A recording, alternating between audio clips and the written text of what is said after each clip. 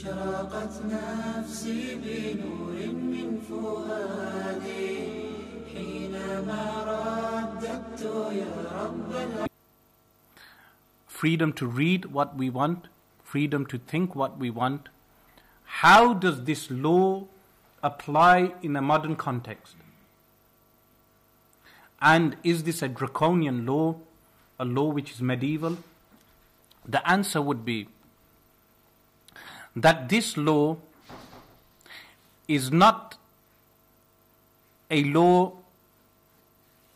unlike the law of treason. It is similar to the law of treason. The context of this law is that if there is a male, because the women are not killed and a child is not killed within the apostate law, they are not killed.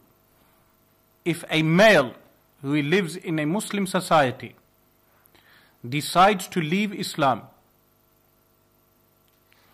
the governor or the ruler of that region will determine, is this male individual committing treason and therefore declaring himself a non-Muslim?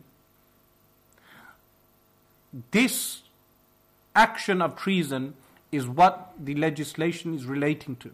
That if he is doing this as a political statement and as a threat to society, the punishment is mentioned as an apostate punishment, that the person is killed by the governor, by the government, not by individual vigilante groups.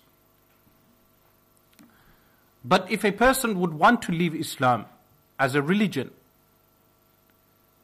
he could always leave the Muslim country and declare himself as an apostate. The Muslim government will not have any authority over that person out of their borders. Outside of their borders, they will have no authority. After having said this, historically speaking and currently speaking, have there been people in the Muslim world who declared themselves as non-believers, yet they were unharmed by the society they lived in? The answer would be yes. If you check Muslim history, you will have multiple groups and religions of former Muslims who declared themselves non-Muslims, and they even had the freedom to debate Muslim scholars. For instance, in the first 100 years of Islam, in the city of Basra and in the city of Kufa, multiple debates would take place between Muslims and non-Muslims, or Muslims and former Muslims within the masajid, within the mosques. The government did not apply this law except on those individuals who were a threat to the state.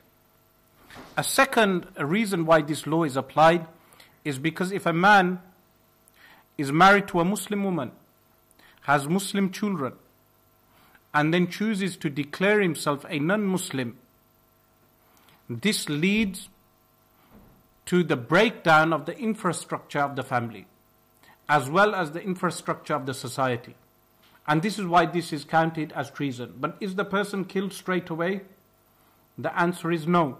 The person is taken to court, goes through a trial, a process, is jailed. Scholars will be brought in to discuss with him as to what his reasons for leaving Islam are. They will determine, are the reasons politically motivated? Then the final judgment will be left to the ruler. So the law is not as clear as some make, including some Muslims, that anyone who leaves Islam is killed.